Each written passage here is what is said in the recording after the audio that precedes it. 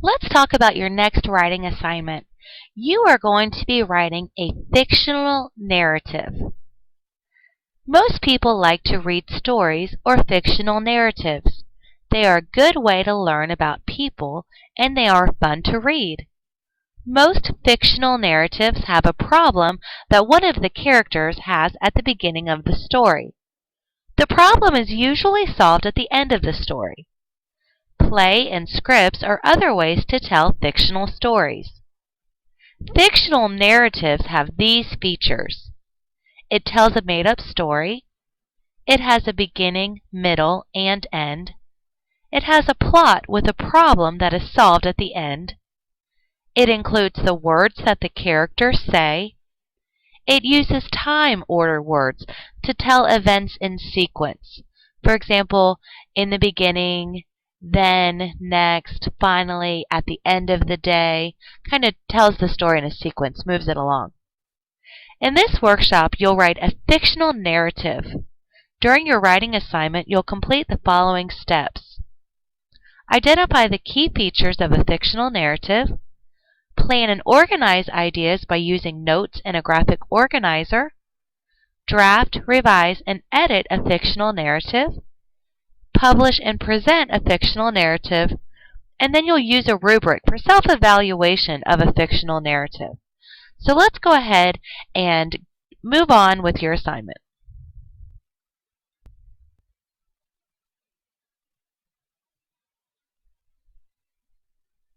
Alright, so in front of you, you have a student model, an example, and we're going to take a look at the example in front of us. The title is The Camping Trip by Raj S. Mai woke up to a hammering sound. That's when she remembered she was camping. She poked her big sister on the other side of the tent. "Why is someone hammering in the woods?" she asked. Kim said, "That's not a person hammering, it's a woodpecker. It uses its beak to find bugs in a dead tree. It's probably looking for its breakfast." Thinking about breakfast made my stomach growl. So she got dressed and went outside to the cooler to get something to eat. When she got there, the cooler was open and there were empty food containers littered all around the campsite. "Who ate all of our food? Who ate all our food?" cried Mai. Then Dad came out of his tent.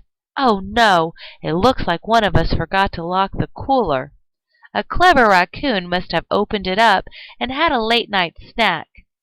"There sure are a lot of hungry animals in nature," said Mai. "That's right," said Dad.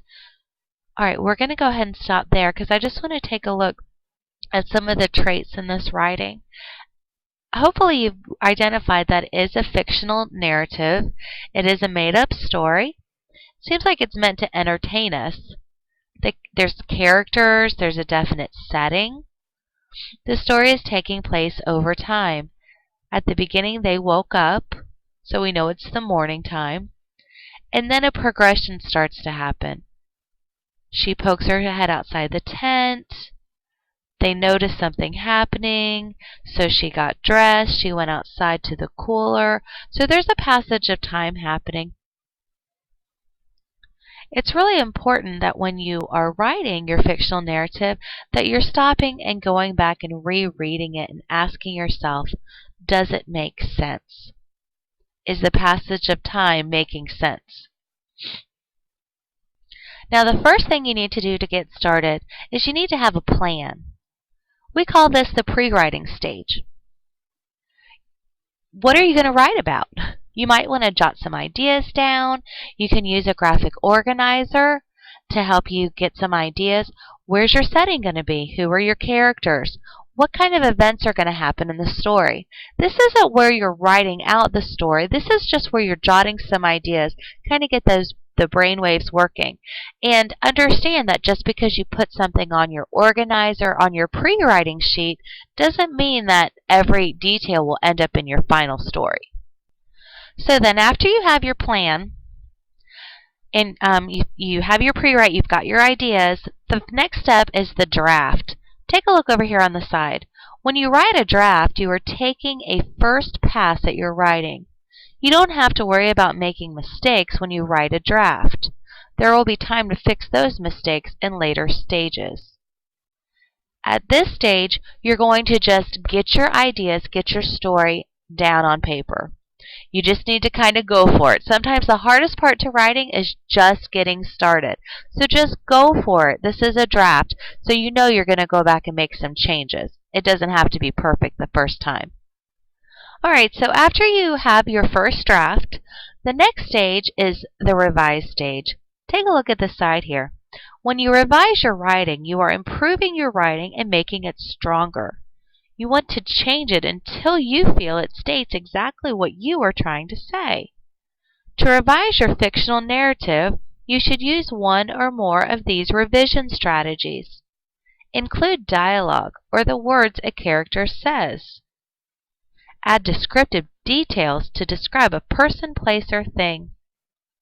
Add linking words such as but or when to connect ideas. Restate your opinion in the conclusion. Use precise words to make your fictional narrative clear. So you're going back over your writing and you're revising it. You're adding those details, those precise words. I love the idea of including dialogue. It makes your story so much more interesting. This is the stage where you go back and you revise. So you revised your writing, then what? Then you have to make an edit. When you proofread and edit your writing, you look for and correct mistakes in spelling, punctuation, capitalization, and grammar.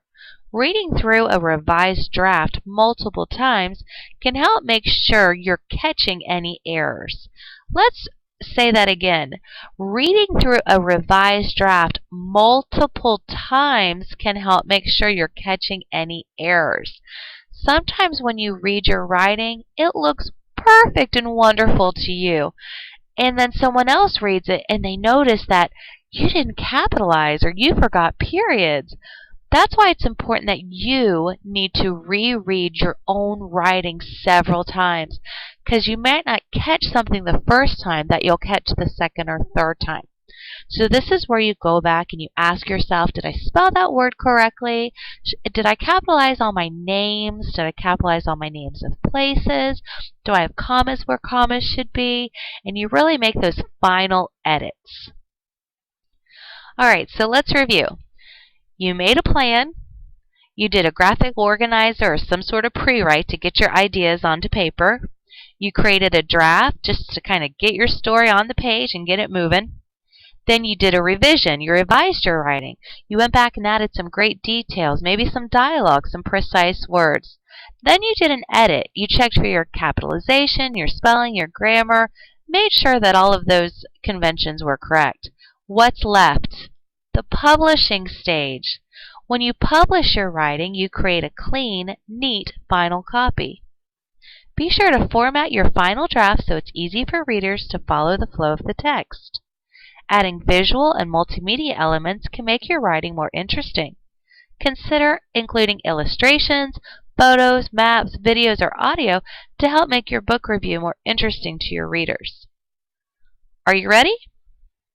Now you're going to write your own fictional narrative. The exciting part is you get to pick the topic. Please remember that you're going to need to demonstrate each stage of the writing process. And we'll get into how you'll submit that on the next activity.